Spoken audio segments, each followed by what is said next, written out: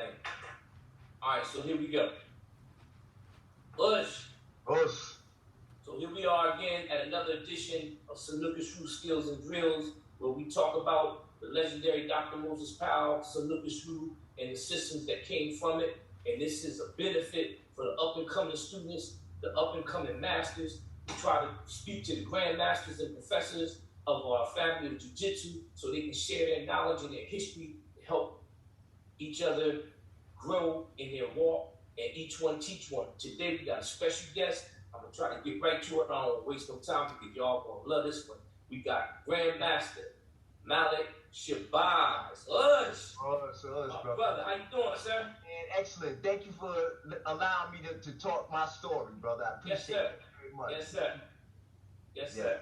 So I'm gonna get right to it. Ask you a simple question. Yes. When did you first come into the arts, and why did you come into the arts? Who were your teachers and things of that nature? My training began in 1968. I was in 5th grade, and that's why I remember it so very clearly.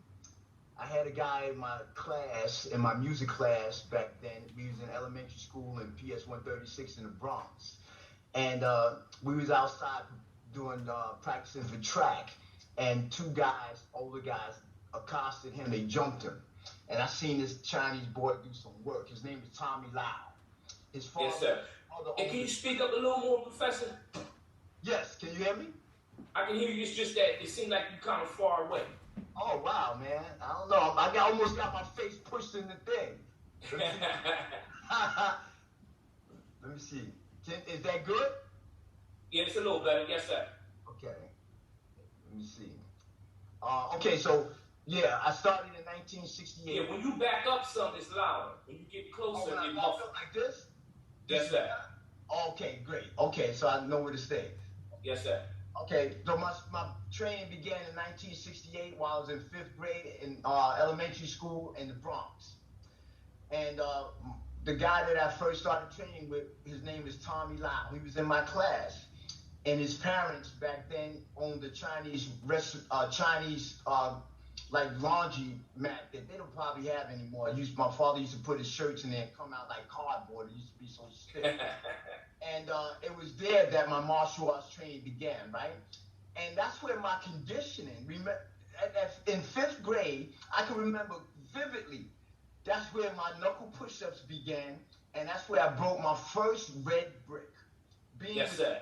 He was a condition freak before I even knew to start training and techniques and movements. We were conditioning, and that has lasted with me to this very moment, the conditioning aspect. So as time went on, you know, we were training in the back of his parents' Chinese restaurant.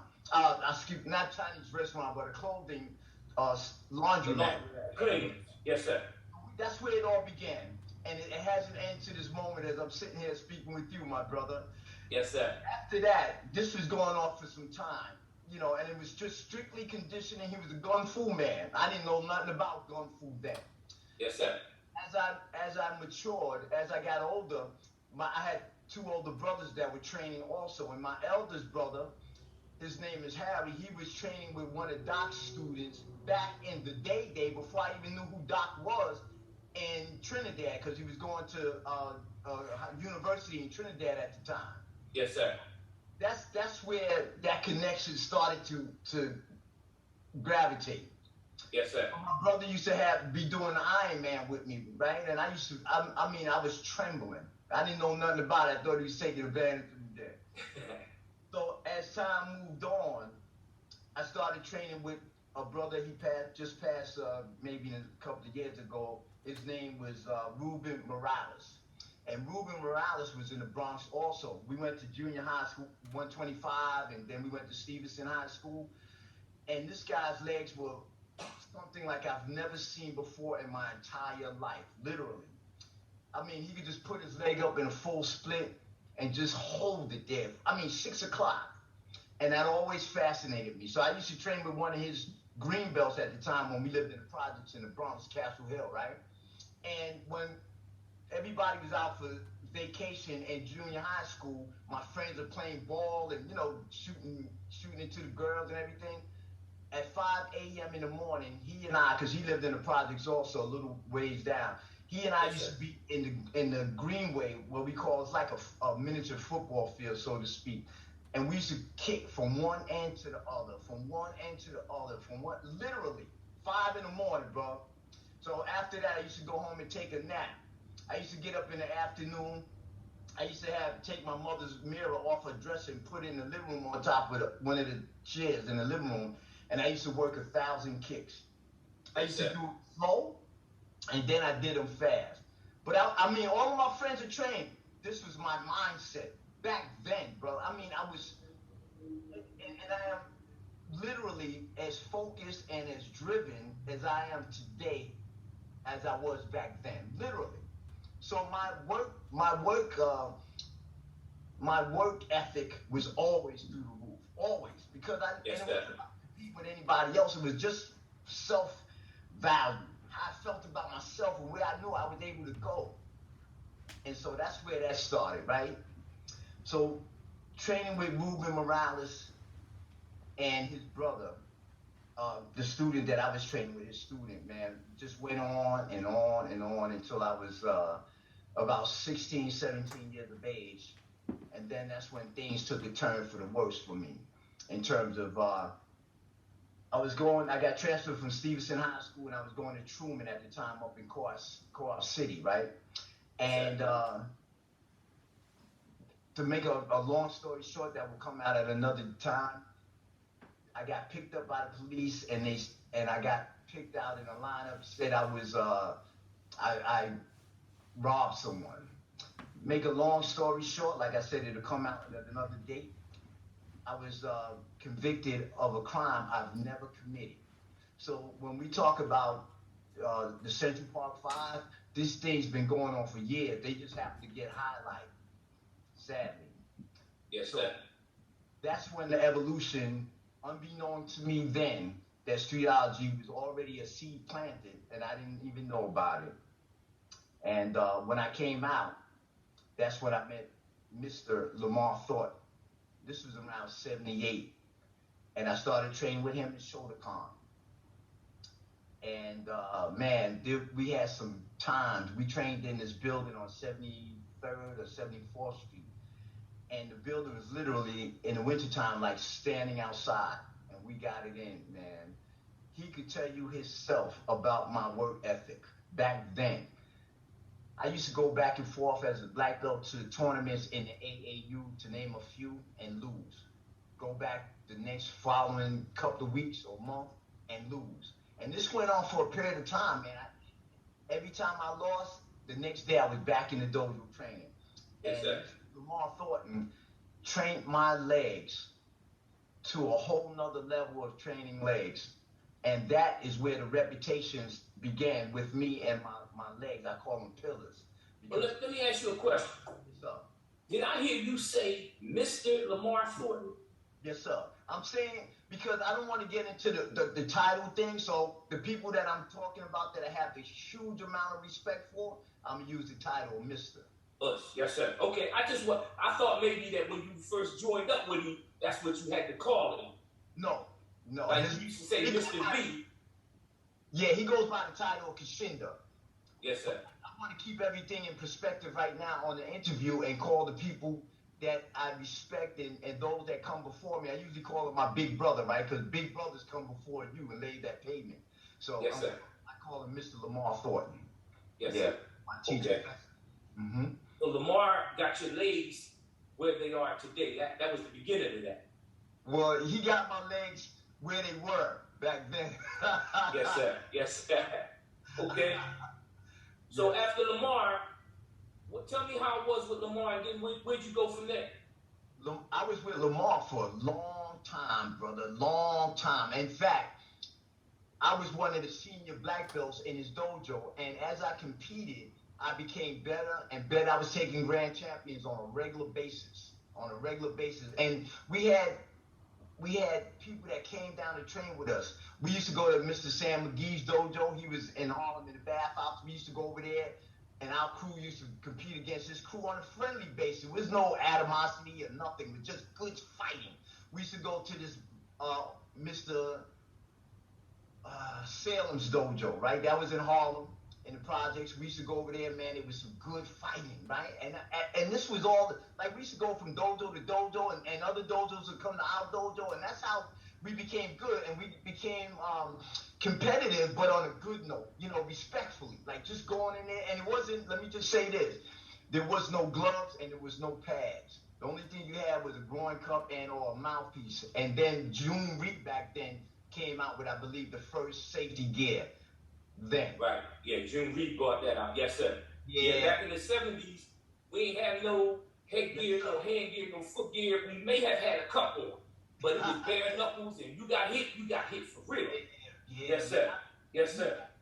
So it was Lamar Thornton that really, Mr. Lamar Thornton, excuse me, that really set the path for me and my abilities to win grand champion trophies. And, you know, we used to go in the AAU and tear it up, he and I, and this brother Steve Thompson. Oh, man, hit like a brick wall. I was always a middleweight fighter, and these guys, him and Juggernaut, just to name a few, they were heavyweights.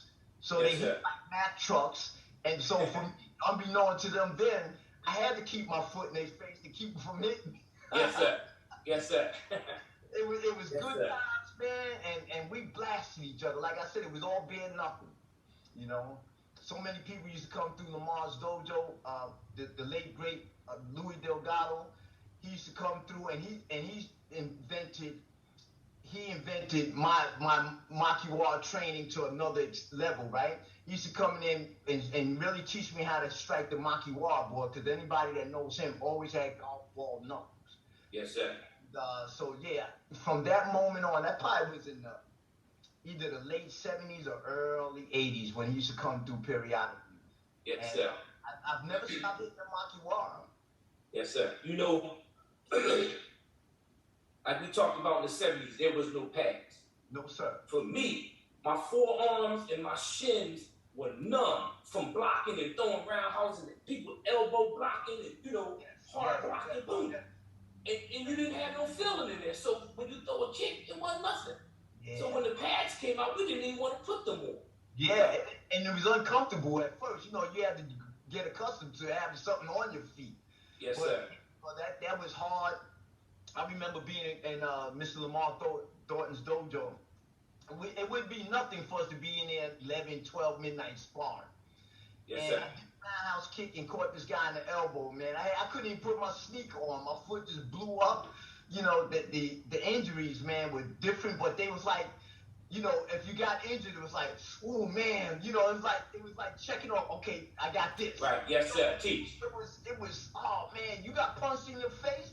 I had my eyes split, ribs cracked, you know, and it was an adventurous thing because, you know, it changed and let you know what your capabilities to absorb were.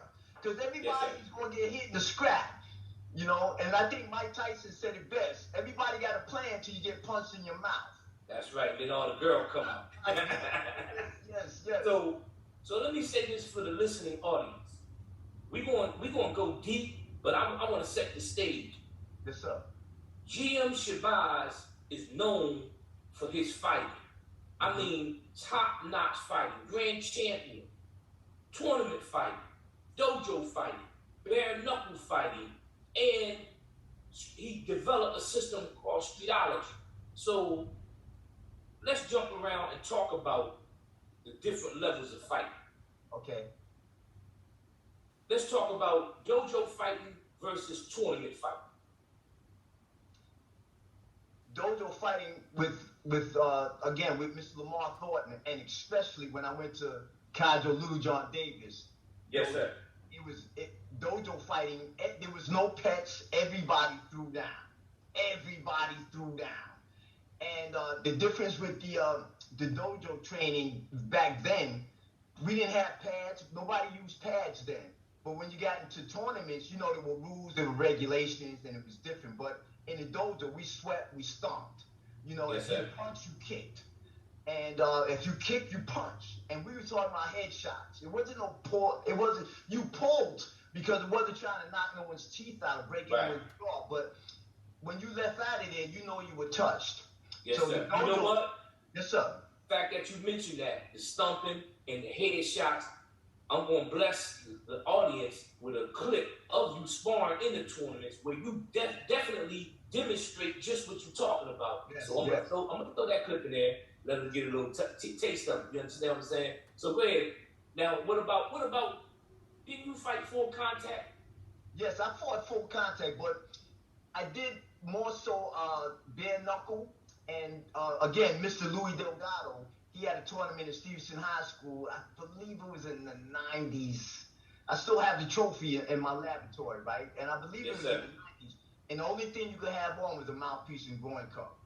Yes, sir. I remember cracking ribs. I remember fighting David Washington used to have tournaments in Kips Bay in the Bronx. And he used to have a bare knuckle fight, and it wasn't many people that participated in that. Yes, sir. Yes, sir. You know, although we didn't punch in the mouth, you can knock somebody out with a kick to the head. So yes, sir. It was a beautiful thing, man.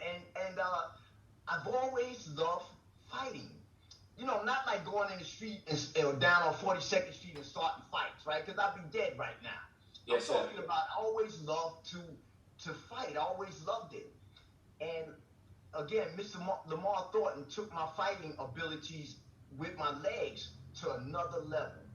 And when I got introduced to Kaijo Little John Davis, you got college and then you got universities. You got graduate degrees and then you got graduate degrees with a PhD. Those are different levels and different studying. And that's where that went when I met him and became part of that family. Yes, sir. So I'm going to share this too.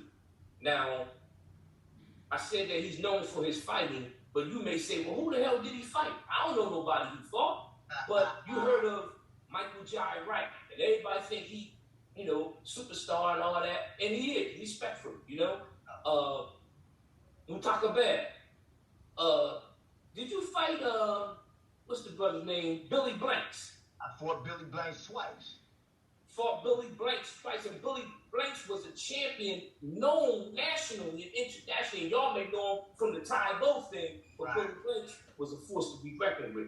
Now, let me ask you, did you ever fight K.A., Kevin Thompson? I never got an opportunity to fight the late K.A. because he was in the lightweight division, I was in the middleweight, and we never met up.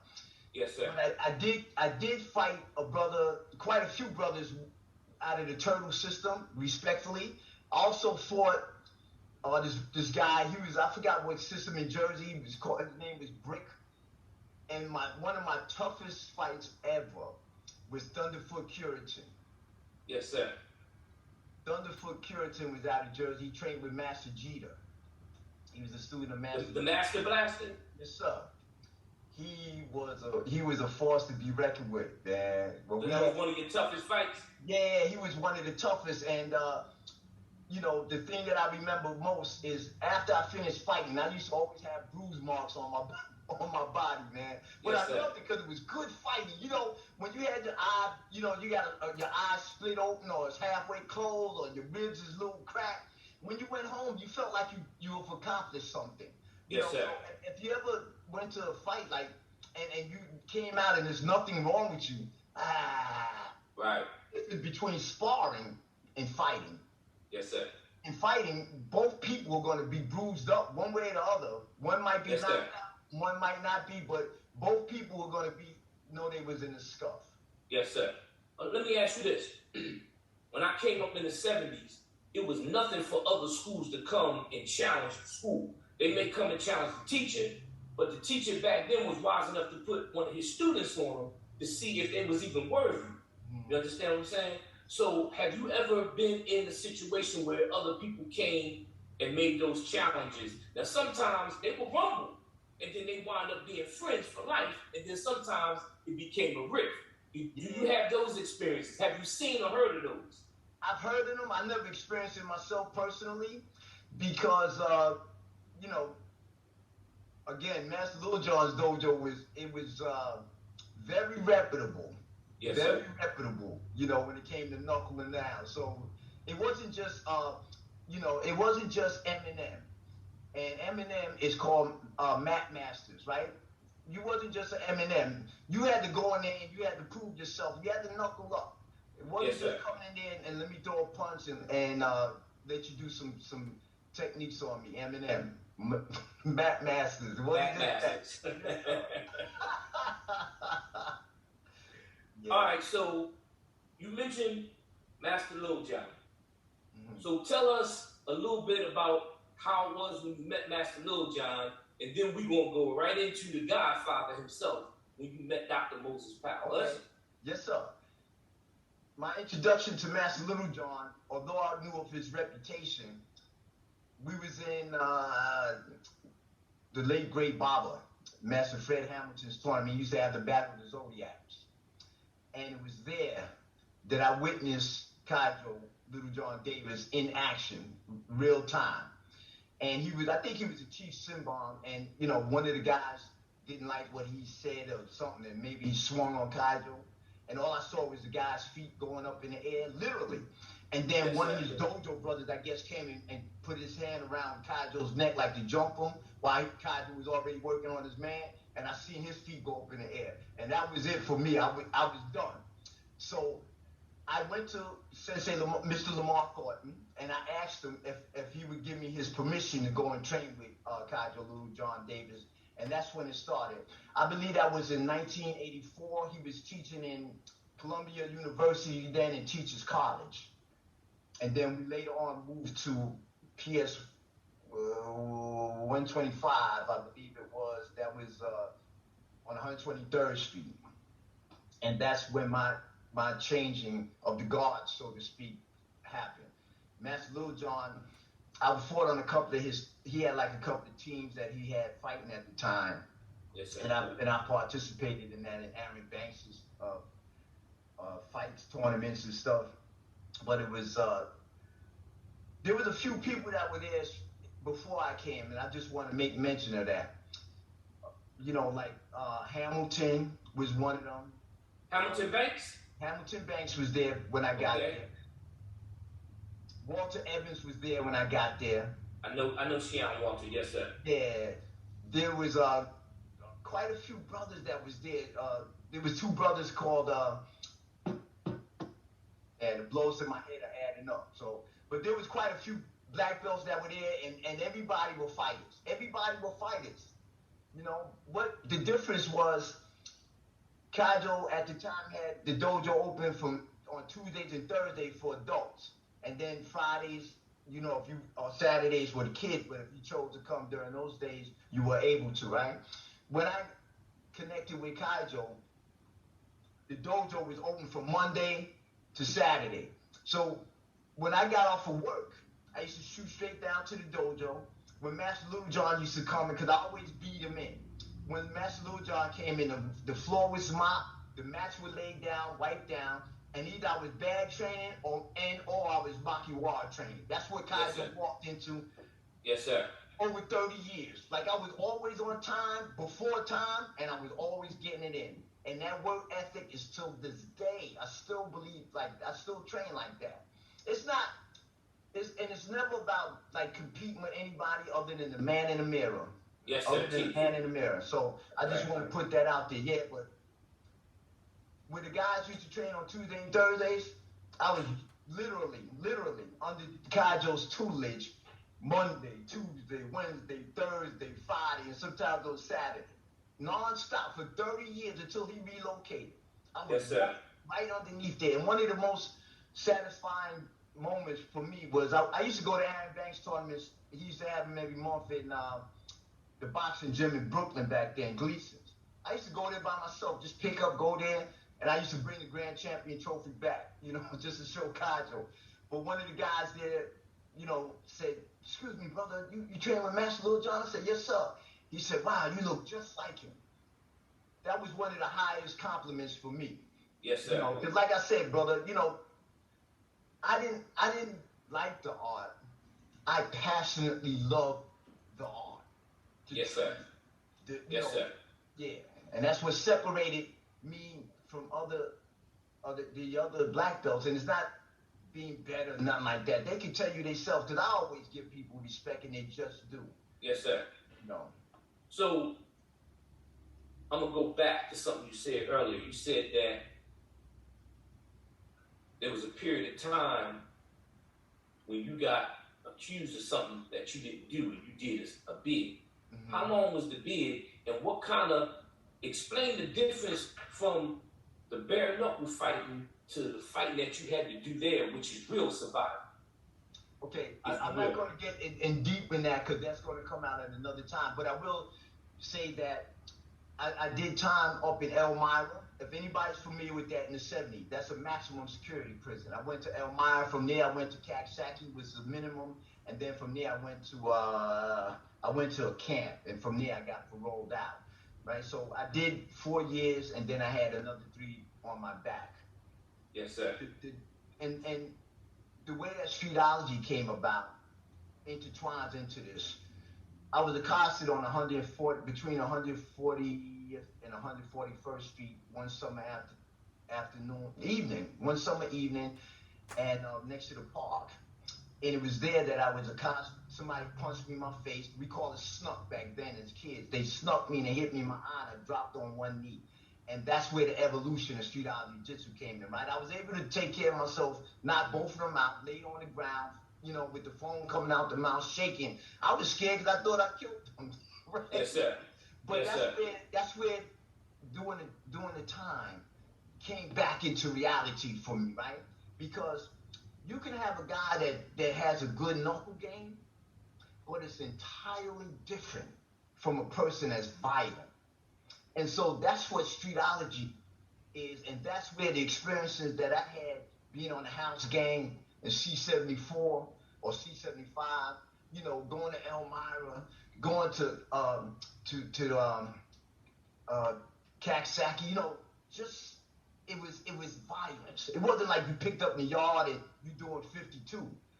Yes, you picked up in the yard, most people had shanks and stuff, right? If you was out in the yard and you had a beef, for most of the time, it was just shanks involved. It wasn't picking up and I'm moving around. Come on. So it was a different type of survival. Yes, right? sir. And so what I did with Streetology is I brought back the violence, right? That we've gotten away from, because now it's somewhat respectfully theatrics. Yes, and sir. so you know, my training in terms of bag working, you know, my conditioning, you got to be able to be a striker to survive. And I'm a striker first, jiu-jitsu man second. Yes, sir. All right, yes, sir. I like that answer. So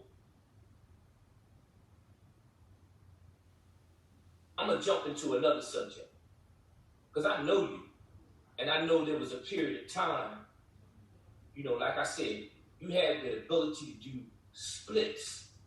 Mm-hmm. Like I drink a glass of water, you just do a split. Yes, sir. Flexible kicks, high kicks, axe kicks. I used to love your axe kicks when I used to watch you fight. And your conditioning is on.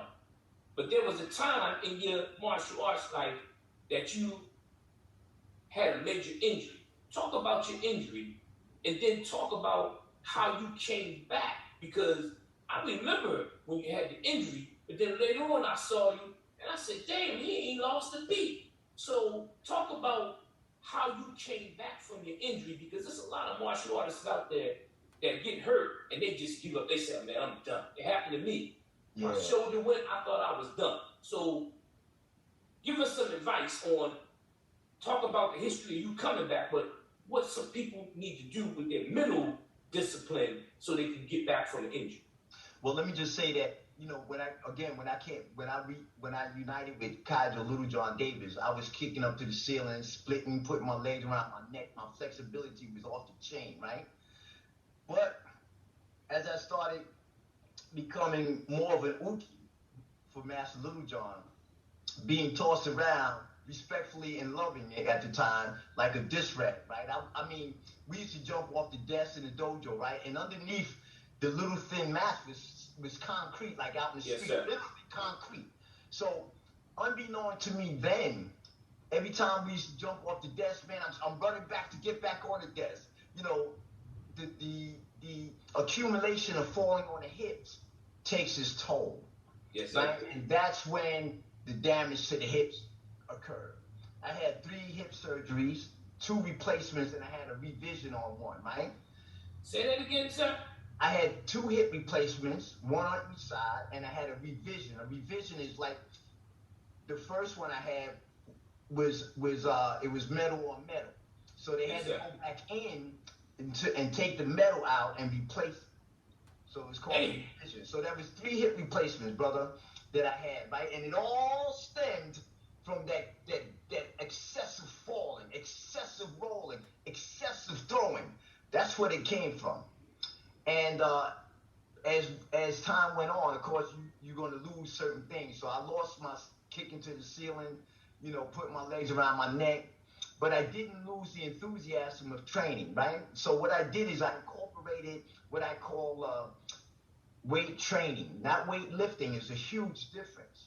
Because although you have something that's fake and artificial in your body, you can strengthen the muscle around it. And that's what I did. So a lot of my clients today that has knee injuries or come with their hips messed up, I let them know it's not the end of the day. You can still go forward. There's going to be some limitations, absolutely. But you only if you tell someone. You can still, I have a clip with me doing 20 reps with 1,000 pounds on the leg press.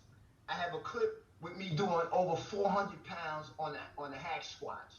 So, and this is with fake hips. So it doesn't limit you unless you limit yourself. It can still be done. Yes, sir. You know what? I'm going to share with the audience those clips you was talking about. Yes, after you had the hip replacements, you using your legs and your hips to raise 1,000 pounds? Yes, sir. For 20 reps. Yes, sir. 20 reps of 1,000 pounds. All right, that's what's up. Okay.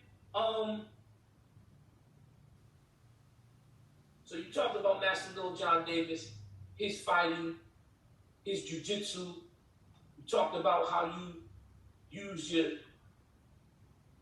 situation when you did the bid to develop Streetology. We're going to talk more about Streetology, but I want to talk about how it was when you met Master Lil John.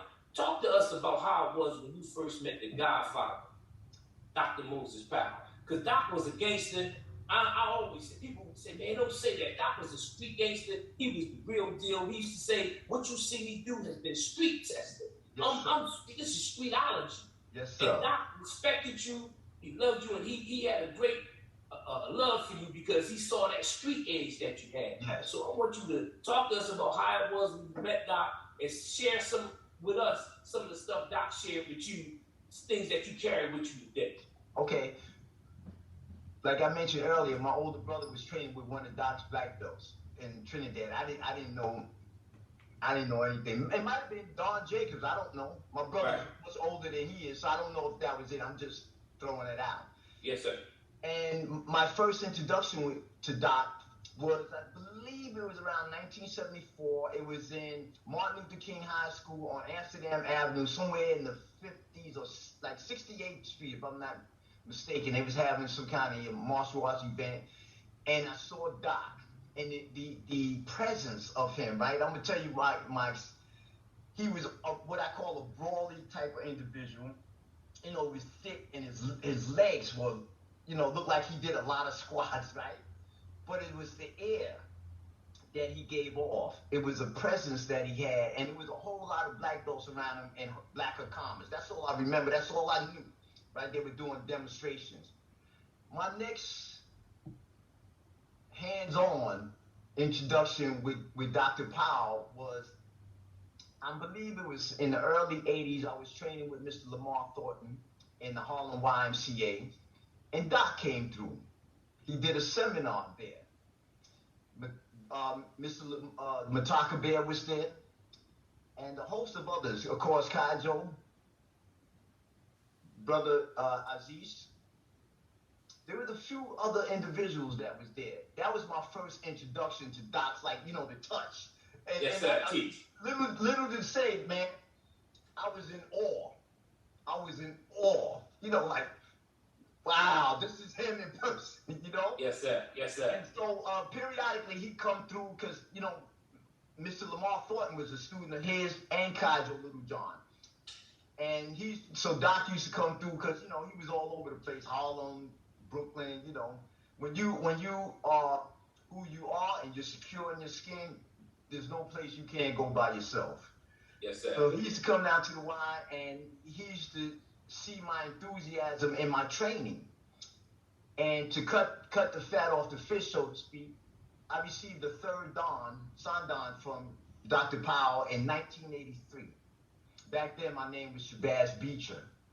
And yeah, so I still have the certificate to this day. It's all brown and messed up around the edges.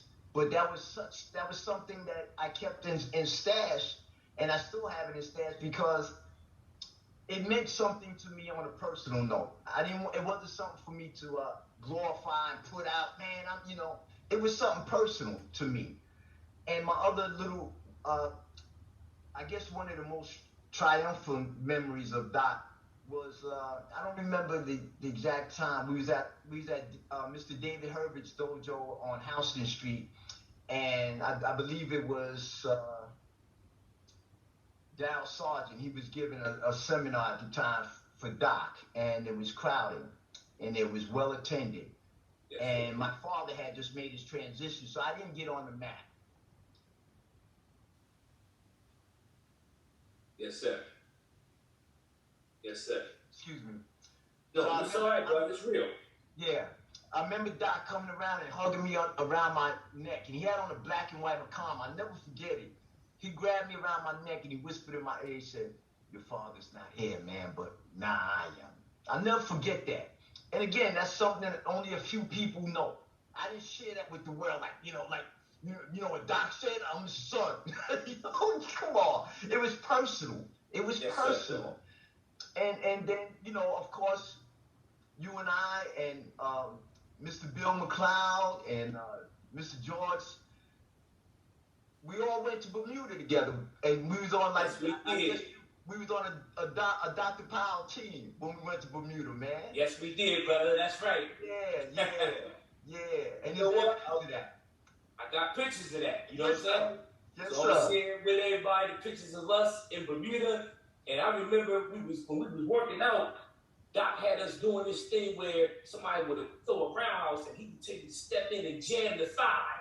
Yes, and sir. they had me working with you. And I'm like, man, you know he gonna put that axe thing on me now.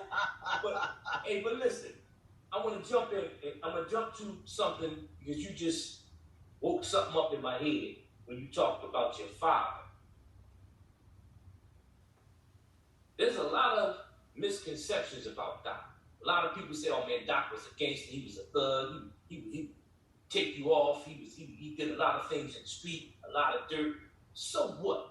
That just make you real in my heart. You understand what I'm saying? But see, the Moses Powell that I know had a big heart, and he had your back. And if you had a problem, he had a problem. And I'll tell you a quick story. Back in, I think, the late 90s or early 2000s, it was this brother named Billy Washington. He brand new in the family. Something happened on his job where he was a crane operator or something. He fell and got hurt real bad. He laid up in the hospital. He lived in West Virginia, Shabazz. I don't know nobody in West Virginia. Doc called me up 7 o'clock in the morning. He said, "Yo, man, take this number down. Call Billy Washington. Reach out to him, show him some love. He hurt, man. He got hurt on his job. He in the hospital." So I said, "All right, I'll do that. Ain't no problem. Billy, all right with me." I called him. And the man almost broke down and started crying. Not because I called him. Look, before I called him, he had about 25 to 30 different calls from all over the country from people who love and respect Doc. Yes. Doc was that type of dude, man. You understand what I'm saying? Absolutely. One time, he was teaching a seminar in Philly for Safer Law. And you know how the Holland Tunnel get backed up. Doc got stuck in the Holland Tunnel and couldn't make the 2 o'clock start time. He called me up and said, "Yo, James, I ain't gonna make it, man. I might not get there till like 4 o'clock, but I'm coming. I want you to teach. Don't worry about it. Just be me." And hung the phone up. Like, damn. So I talked the best I could. Later on that night, we in the hotel chilling. He rolled over to me, put a couple $100 in my pocket. I said, yo, what's this? He said, that's for you, man. You did a great job, man. You had it, you took care of business, you represented.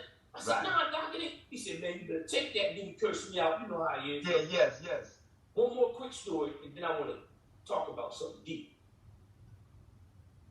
In 1997, at my dojo right here in Delaware, you was there, because Doc referred to you as Little John's #1. I remember it like it was yesterday. And everybody was there. Professor Michael Black, Doc called him Black Mike. Yes, sir. Professor Bill, Professor Shem, everybody. Everybody who was everybody. Only 2 people weren't there probably was Master Little John and Grandmaster Anthony. They weren't there, but everybody else was there. When we got home that night, Doc said, here, this wasn't no couple $100, it was several $100. He said, I sent my wife and your wife out to get a thank you card. Put this money in it and give it to your teacher. See what I'm saying? But everybody want to talk about, oh, Doc took money from me. Doc ain't never took no money from me. He put money in my pocket. Yes, sir. Now, I said all that to say this. There's a lot of misconceptions about Malik Shabazz. Oh, Shabazz this, Shabazz that, Shabazz said this. Man, look here. They talked about Jesus. Yes, but sir. when they talked to the man who used to be blind, he said, man, I don't know nothing about what y'all talking about. All I know is I was blind, but when I met him, now I see. I want you to speak on who you are. Kill the misconception, because I'm telling you, I want y'all to hear this. When my son got killed, everybody in the jiu-jitsu family reached out to me, and I appreciate it. I thank Allah for the love that they showed. But it was 2 brothers in the family who reached out to me in a way that was on another level. And Yes, Brother Shabazz was one of them. He contacted me and said, yo, man, check this out. Got my condolences. I'm sorry for your loss. He said, man, I'm doing a Streetology seminar in Jersey. I want you to come and do it with me. And I was like, what? I'm like, all right, brother, I'll do it. I got there. We had a boss time. Yeah, yes, you did. Brother George Almighty was there. You know, yes, sir. Professor Bill showed up at the end. Professor Ernest Miles, shout out to him. Chris Yes. Muhammad. And the brother put money in my pocket. I walked out there with money in my pocket, and my mind was messed up at the time because I lost my son. But my mind wasn't on that no more because the brotherhood was there. Yes. That's who Yes.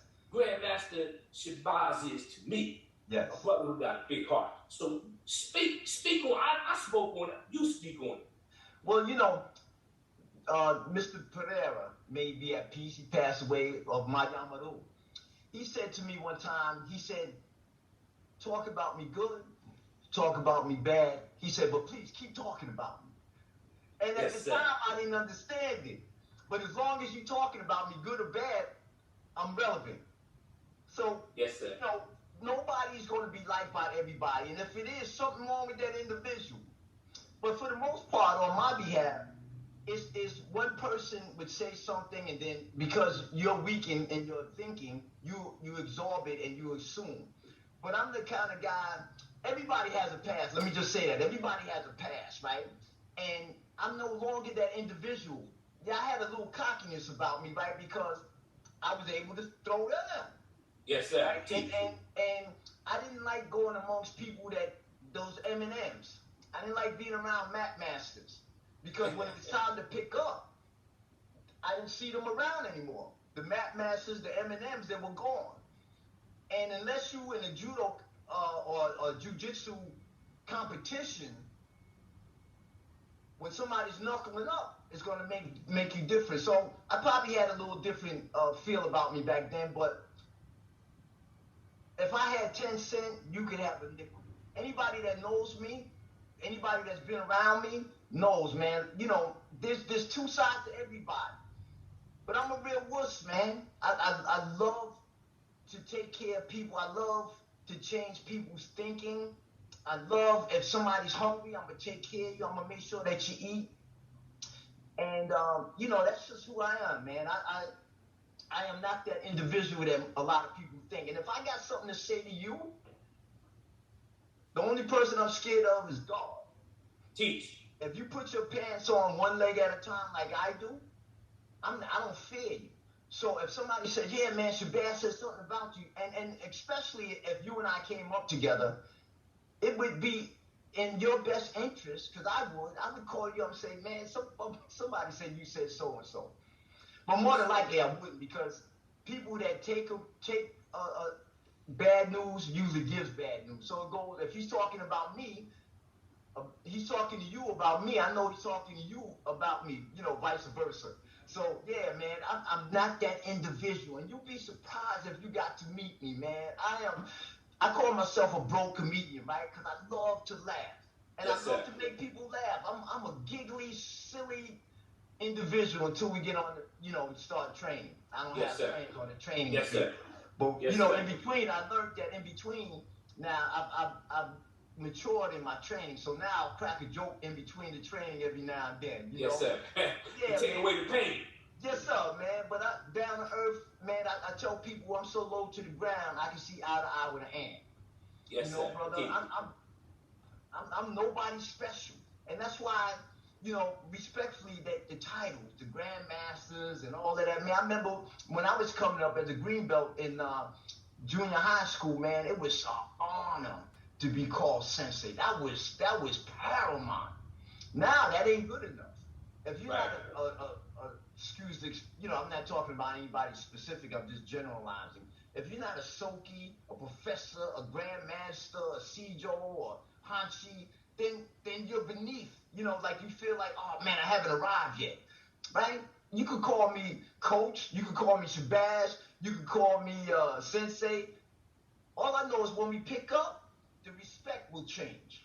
Teach. And that's what makes the difference. It's not the titles and what color belt you got on, man. I never wore a red belt. The belt that you see me with is a red and white block belt, that red and white block belt that I took a picture in Mr. Dave Herbert's dojo years ago. That's Kajo Littlejohn's belt. I got Kajo Littlejohn Davis's 6 Dan belt, and I got his 7/8 Dan belt with his name on it. And I keep it right where I train at, right? Because it's special to me. Like I was talking about earlier with the doc. Some things that he said, some things that he mentioned, some things that I saw, it was personal to me. I didn't have to talk about it to other people. Because some things are just better left unsaid. Yes, sir. Yes, sir. Yes, sir. I'm going to jump back to that Streetology seminar you gave in Hillside Dojo. I remember, put your knuckles up, man. Come on, show everybody what's going on. You can't really appreciate it in here, man. Well, I got a picture, don't worry. I got a picture that I'm going to put up, and they're going to see it. Yeah. We had this class, and Chris Muhammad did his thing, I did my thing, and when it was GM Shabazz's turn to come out, everybody outside. What's up? What we going outside for? Everybody on their knuckles, on the concrete. We doing push-ups on the concrete. Yes, sir. I remember that. What I'm saying? I loved it. I remember one time I was in the class, and everybody was in a couch, and we hold our hands out. And Master Lil John walk around, chin down, and I'm standing there, because my arms already numb from the 70s. But other people like, what the arm that he couldn't handle? We doing crunches, then we at 6 inches. And Lil John walk around, and he don't just touch your stomach, he don't kick your stomach. You understand what I'm saying? Yes. But I never forgot that, man. My students were like, yo, man, Shabazz, man, you see his knuckles? I said, yo, bro, that's what time it is. You understand what I'm saying? Now, you mentioned, as you said, Mr. David Herbert. The reason I found out about you and your condition was Dominique is crazy with conditioning. I remember one time she came to the dojo, and I had some students that thought they was more than what they were. They are arrogant. You know how it goes. So I said, all right, I got something for them. I ain't say nothing. They looking at her like, who this girl? Who this little girl? You know what I'm saying? There you go. I said, do me a favor. Can you do warm-ups for me? And I just stepped away. They was dying, bro. They was dying. Yes. And she even admitted that. When I interviewed her, she talked about that was you. Yeah. She was killing them. And when it came down to the crunches, forget about it. Yeah, yeah. You know what I'm saying? So speak on that. You got this little small woman that's killing men because the type of training that you put on her, and you didn't show no favoritism because she. Nah, brother. You know, there was Sister Dominique, Sister Stephanie, and Sister Jennifer, Stephanie right? Greer. Yes, sir. And Jennifer was smaller than Sister Dominique, a little more petite. Brother, when they trained when I was training them, we put our backs on the wall. Nobody was exempt. Everybody put their backs on the wall. And them ladies were hitting back like men. Yes, sir. I used to have Dominique on the wall, man, and you know, she used to, Stephanie and Jennifer, they used to hit me so hard that, you know, right away my pressure started going, because, you know, you want to start letting loose as well, but you got to get them in place, right? But yeah, brother, they hung with me, man, and my training, like I said, I used to play basketball, man. I used to be out on the field playing in by myself, just shooting. When I went into track, I used to just be out on the track running. You know, it was a gift from the Creator, man. I was always driven to be the best. Yes, sir. And my training, man, my discipline, my conditioning. When I had a dojo, I used to rank on Nepperham Avenue in Yonkers, right? It was a gym. It was a boxing gym. So we had a couple of boxing rings, and we had about maybe 12 bags. On Sundays, people used to come down. Somebody would hold our legs while we were on the edge of the boxing ring with a plate, or we used to have our hands across our chest, and we do our back with our backs going over the boxing ring, and then we turn to each side, and then we turn on our stomach. That would be one set. Everybody had to do it. When we finished those sets, we did at least 1,000 jumping jacks. And I just want to mention, I believe it was either New Year's Eve, you know, like before the Eve or right after the Eve on my birthday, because I always trained. I always had birthday training sessions. Yes, sir. In this one particular session, we did 5,000 jumping jacks straight. Man, people were cursing me out, because, you know, the next couple of days or 3 or 4, you wasn't walking properly after 5,000 jacks, right? So getting back to the bag training, we used to do left, like maybe 2-3 minutes just the left, 2-3 minutes just the right, and they were all different shapes, sizes in the boxing ring, because I had it to myself. Then we switched. Then we switched. Then we switched. Then we went double hand with the left lead. Then we went double hand with the right lead. Then we switched. Then we switched. Then we switched. Then we went into the mat area and we picked up. We put on gloves, and there'd be 2 lines with people facing each other, and we battled. 3 minutes, then we switched. Then 3 minutes, then we switched. I'm talking, we got it in. George Williams was there. Excuse me, brother. The brothers from Hillside Dojo were there. And not everybody showed back up the next Sunday or the Sunday after that, brother, because, you know, when you on Eminem, you know, that looks real good when somebody's allowing you to do all the movements, man. But when you're working against something that's non-contestant, somebody that's going to spar with you and hit you back, you know, it's a different feeling, man, because the only thing that you be bowing down to is over the tall and regurgitating. You know, so it put things in perspective on who you were. And I'm sure a lot of times people left out of it and they question themselves, wow, and I got 10th dawn.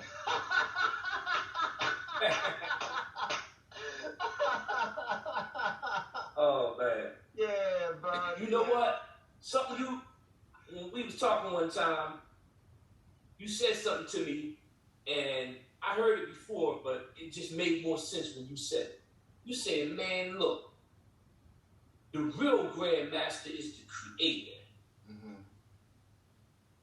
And like I told somebody one time, I wish everybody would start off with a black belt. And then through your blood, hard work, sweat, and tears, and your throws, and your kicks, and your battles, and your bruises, and your injuries, you see the belt start turning color. Mm-hmm. When you look at the person's belt, the same belt they started with, you tell what they've been through and what they're about. Mm-hmm. You understand what I'm saying? So that thing about God being the Grandmaster, we need to humble ourselves and come together as brothers and just exchange, you know? Yeah. You know, sorry for cutting you off. I've never called myself Grandmaster. I never called myself no living legend, you know, but one of the things that my grandmother always said to me is not what you call yourself, is what other people think and call you. Yes, sir. So I never use those titles, right? Because this is how I see it. And I think this is where everything became a little uncoordinated in terms of structure. If you got a black belt in 2021, there's no way that in 2022 you should be a third dan. Because in between each rank, like on the turnpike, I always use this analogy. On the turnpike, the further out you went on the turnpike, the further it was between exits, right? The further you went out, the exits was that much longer apart. So if you got a showdown hold, right? A showdown hold don't even exist anymore. A showdown hold is not even a qualified black belt. It's a just above brown belt, but not a full-fledged black belt. So they don't even do that anymore. Showdown hold. Showdown hold to showdown. From showdown, there's years in between those before you get the knee on. There's years in between that before you get the sundown. Because when you get promoted, and I tell all of my black belts that, when you get promoted, that's not who you are. That's a strive for who you want to become. You see, so if you get a fifth dan, right, you get a gold on, that don't mean that day you're gold on. Oh man, no, that's where that's where the time comes in when you're trying to meet that fifth dan, right? So if you go out and you go get a new belt, it says a lot about your character, right? Because I still got the same old raggedy black belt that I wear, even though I took away black belts and geezer and Streetology, so we don't have that anymore, right? Because a lot of times it's ego tripping for me. Yes, so, sir. but the in between each rank should be years apart, and as you advance, right? I remember Caillou, I think in 03, I went for 8th dan, 03. And I believe the next, when I got 9th dan was 13 years later. I forget the date, I have it downstairs. 13 years later. So in between each rank, and as you get higher in your ranks, should be more time in between, because it's about evolving. You're just not a 10th dan, man. And you know, and I also want to say this while I'm on the subject. When you become a 9th and 10th dan, doesn't make you a Grandmaster. The highest title is Hanchi, right? And Grandmaster is something that is awarded to you, preferably when you're up in age. It's not something like, oh man, I just got my 9th dan, I'm Grandmaster. Brother, we have mixed it up so much, man, in the structure, that now, you know, it's just become buffoonery, man. Everybody's a professor. And this is the question I always ask. What differentiates a 4th dan from a 5th? What differentiates a 5th dan from a 6th? There's got to be some growth in between. And what is it? Everybody can answer it differently. It ain't about how much time you got invested. Because if I remember correctly, in Okinawa in Japan, you had to be a certain age to get a certain rank, regardless of your title, because with each rank that you got, that you receive, responsibility, it comes life experiences, right? Yes, sir. So, you know, I remember my grandmother, like if I got a boo-boo as a kid, she didn't go to CVS or Walgreens then. She'd go down in the vegetable bin and pull out some little hideous, nasty paste and put it together and put it on the boo-boo. That's a Grandmaster to me. Not going to CVS and Walgreens and getting something off the shelf. You know, so my differentiating a Grandmaster is way different. And you can't be one at 15. Yes, sir. Yes, sir. That's just me. I'm not talking about anyone else.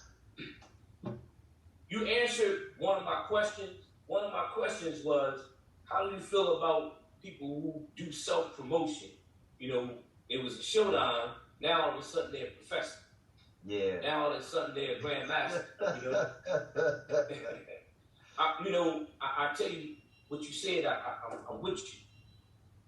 When Doc elevated me and blessed me with Godan, I knew I wasn't that. And I went to one of the seniors in St. Lucas. Anthony, I tell you who it was. The night that we got that, because it was Master Lil John, Anthony, Bill, Shin, and myself, Dr. Elwood. And I said, congratulations, sir. He said, congratulations to you. I said, man, I know I'm not that, but I tell you what, I'm going to work hard to qualify myself to represent that which he bestowed upon me. And I work. And that's the mindset you should have. You're not that. It's just like on a job. They say, you know, you got the job, you're going to be the supervisor. You start Monday. Monday, you ain't no damn supervisor because you ain't getting no supervisory work. You understand what I'm saying? Yes, sir. Yes, so sir. I'm with you, brother. There's a lot of people that have driver's license that can't drive a lick. Damn, I'm going to use that one. All right, I'm going to ask you a couple closing questions. Yes, sir.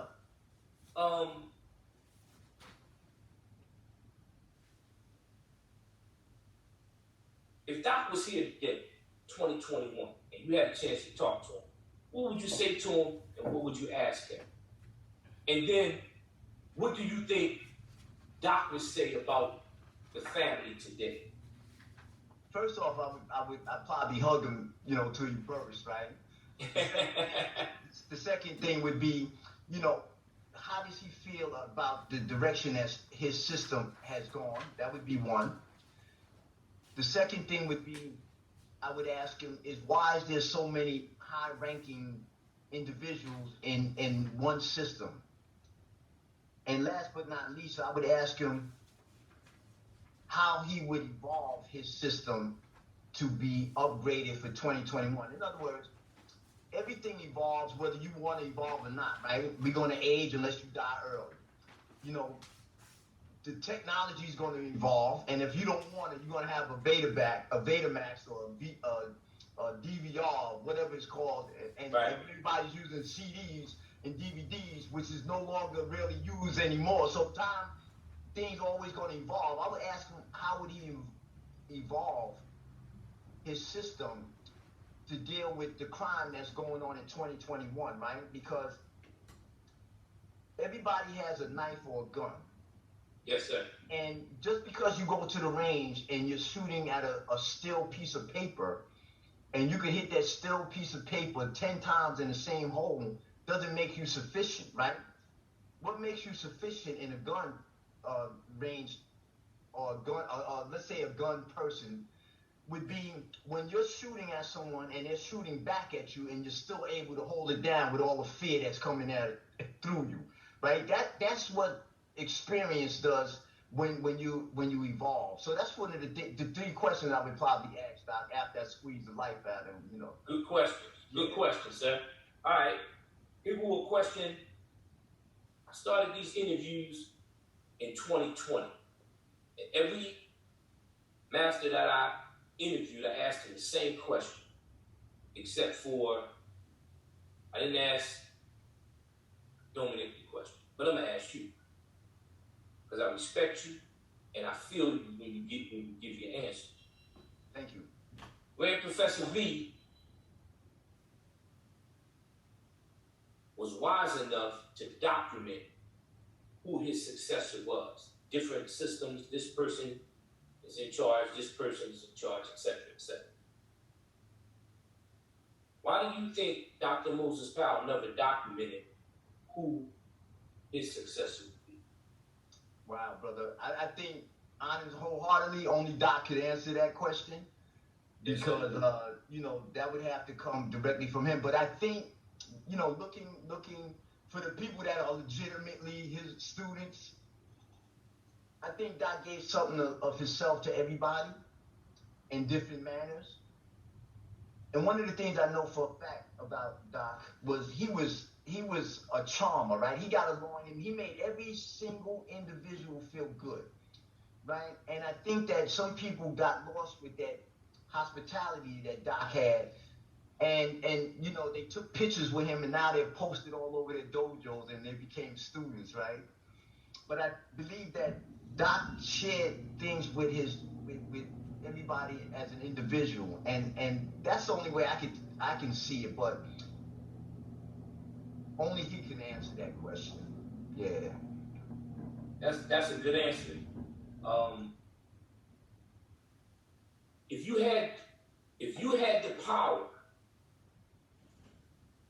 what changes would you make in the family of jiu-jitsu? Because I mean, let's face it, we got Sanukis groups here and there. We got different jiu-jitsu. You got VSK. But we still a family. I mean, whether we dysfunctional or not, we a family. Mm-hmm. But if you had the ultimate power, what changes would you make? What direction would you see? As you know, brother, with all changes comes people's feelings get hurt. There's going to be some things said that people don't like. There's going to be some people that are offended. So when you talk about bringing about change, there's going to be a lot of people that's going to want to step off and go commit, start their own system. They probably stop calling themselves Sanukis participants, right? Because this is how I see it, right? I cannot be on the same rank as my teacher. And I can't, while Kaijo's still alive, I can't let Mr. Bill McLeod, I can't allow Mr. Bill McLeod to give me a rank while my teacher's still alive, because I never trained with him, right? Nor would I accept it. Because regardless, at the end of the day, what rank you got and title and belt around your waist, right? When that dude in the street get ready to punch you in your face, it doesn't make a difference what you're training in or what your system is, because they could care less, right? So the changes I would make would be for all of the heads to come together and to find some kind of camaraderie to uplift and promote Doc's system in a manner that he would want it to be risen. Because I think it's so much confusion amongst the heads that it sort of looks comical, excuse me, right? Because you got this group over here, and he never even trained with Doc, because I know the history, but he chose to use Doc's name and likeness, and he's not a good representative of it. So for someone else that from the outside comes and they look at this guy that really didn't train with Doc, but he's representing himself as one of the Doc's students, and they look at him, he looks like a clown. It gives Doc's system that he works so very diligently with a black eye. So yes, the people that have been around and are legitimately students of Doc, some way, somehow, the ego got to, be lifted and try to get together, I would imagine, to make Doc's vision come alive. Yes, sir. Good answer. Oh, man. Talked about taking rank from other people. When Doc left, it was a brother, may he rest in peace, Dr. Ali Muhammad from Harrisburg, contacted me and told me he wanted to give me a 10th Dan. I said, no, sir. Thank you, but no thank you. He said, nah, brother. He said, you plan on retiring anytime soon? I said, no, sir. He said, well, take it, and when you get older, if you want to use it, use it. I said, listen, man, I appreciate the honor you want to bestow upon me. I said, but you're not my teacher. And I'm still trying to qualify myself to represent that which Doc bestowed upon me. I can't do that. Now, if you want to just do it, say you give me an honorary. I can live with that. But nah, man, that's crazy. I come, Professor Shabazz, like you, I started in 69. I come from traditional martial arts. I know all about what you're talking about as far as the belt level and the time periods in between. So he got upset with me. He cursed me out, this, that, and the other. No problem. Later on, Master Noah Arrington, one of the original Sanukis crew, called me, said he wanted to promote me to 9th Dan. I said, no, sir, I can't do that. You're not my teacher. And I ain't that. I ain't crazy. I gave him the same conversation. Noah Arrington went New York on me. Who the hell are you to tell me this, And I said, sir, respectfully. So he came to Philly, one of our events that you have been to, and they called me up to the podium, him and Master Nathaniel McBride, another one of the original snooker crew from '65. And he had his certificate. I wasn't going to disrespect the Masters, but that I was upset with that. But I never, ever used the title of Grandmaster or that rank. I don't advertise it, I never will. Because I understand exactly what you're saying, but some people, they that's what they want. Yeah. They rank chasers. Yeah. So that was deep what you said. You know, you got a lot of you have a lot of young girls, you have a lot of women, right, that wasn't reared by their father, right? And so a lot of their relationships, they're looking for older dudes and because they're missing their father figure, right? And I'm using this analogy to compare against the guys that really aren't who they are, but they always got their mouth wide open, talking a lot of phantasmagoria. Those individuals are missing a hug, bro.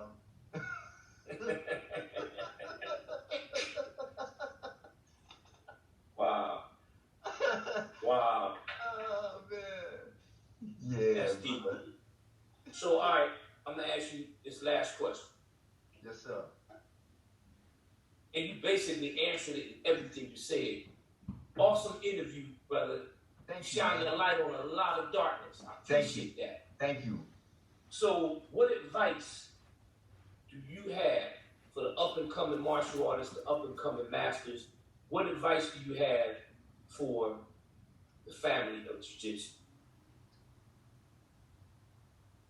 I would first advise the up-and-coming individual that wants to participate as a practitioner of jiu-jitsu. As you're taking the falls and the landings, I would highly recommend that you either find yourself a chiropractor or a masseuse to ward off the injuries that are coming. And I say that because in Streetology Jiu-Jitsu, I eliminated a lot of stuff, right, that is hazardous to the body. Because it's not a badge of honor to walk around with your hips replaced and, you know, your back is out of whack and your elbows, because you get thrown 10 times, you might land properly 8, right? So those other times that you don't land right, you're going to mess up your elbows and your shoulders. So I would suggest that you find some type of health care or wellness to take care of your body so that you don't have to go get your hip replaced and your back is messed up and you're walking around on a cane later on in life, because jiu-jitsu and judo practitioners, it wreaks havoc on your body. Yes, sir. Wreaks havoc on your body unless you got a mat that's built like Mr. Bill McLeod, you know, with the ties underneath it. You know, if they had those back in the day, man, you know, a lot of us would be have survived the injuries that we've sustained over the years. Right. A little thin mat with concrete under it. But yeah, that's number one. Number two, I would say that it's not in your best interest to train in more than one art. You need to get a foundation. Yes, sir. And grow in that, you know, like putting a plant in a pot.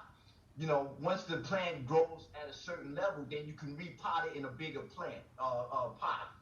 But that bouncing from one art into another, and you trying to get somewhere, it's not going to be good for you, because in order to really get a foundation or get some pillars, the building can't stand properly without the pillars. If you want to develop some pillars, you got to stay grounded in one particular martial art, and then, you know, as you grow, then you can maybe venture off with your teacher's permission, right? But most teachers today aren't going to allow that to happen because, you know, the fear of. And what I mean by that is I have a fifth Dan that he and I talk on a regular basis, right? He no longer trains with me, although when I have seminars, he participates. He trains in another system. And I'm one of them kind of guys that, you know, I'm hungry. So whatever you just learned, come on, give it to me, because I'm good at putting the dirt on the end of it, right? So we talk, and nobody that trained with me is my student the rest of your life, right? You know, it's a passing. People come through your life for a reason, a season, or a lifetime. So again, my recommendation is to find somebody that can help to heal you as you take all of that punishment from the throws and the wall and the falls and the rolls, because it will come back to haunt you. Yes, sir. Excellent, brother. I appreciate this from the bottom of my heart. Man, I appreciate you having me on, brother, because it's always nice to share, right? A lot of people are assuming, and I hope that they get a lot out of this, because I'm not that person that they make me out to be, man. Right. You know, everybody evolves. So that person that you knew a couple of years ago, man, I'm so much different, man. It's ridiculous. And I'm so low to the ground, man. I can see eyes. I'm grounded, man. I'm not above reproach, man. And for you M&Ms, Masters, go to a boxing gym, right? Or if you got a partner that's a boxer, move around with him and tell him, you know, not to hold. He has permission to let loose on you, right? And then really find out where your jitsu is. Find out where your mat work really is when you got somebody that's coming to take your head off your neck, one. Two, you can't lock him up if he's punching you with one hand and pulling it back and hitting you with the other, right? And then he's shifting angles, right? You ain't going to gas you. So that would be my advice to the M&Ms, man. You know, go test what you got. M&Ms. I normally say dojo masters, but I'm gonna use that one, brother. Hey, listen. Yes, sir. I'll call you. Yes, sir. DM, Thank you, man. Because I respect you like that. I know you don't really like being called that, but damn it, that's what it is. DM Shabazz, thank you, my brother. Thank you, brother. Can't wait to talk to you later. Yes, sir. I challenge everybody. If you have a question, a comment about anything that was said or anything that was discussed, hit me up, and then we can do a part 2 and do a question and answer for GM. I know he's down with that. Yeah. Oh, man, with the quickness, brother. Thank you so much. I appreciate it. Yes, sir. Thank you, brother. Talk to you. Yes.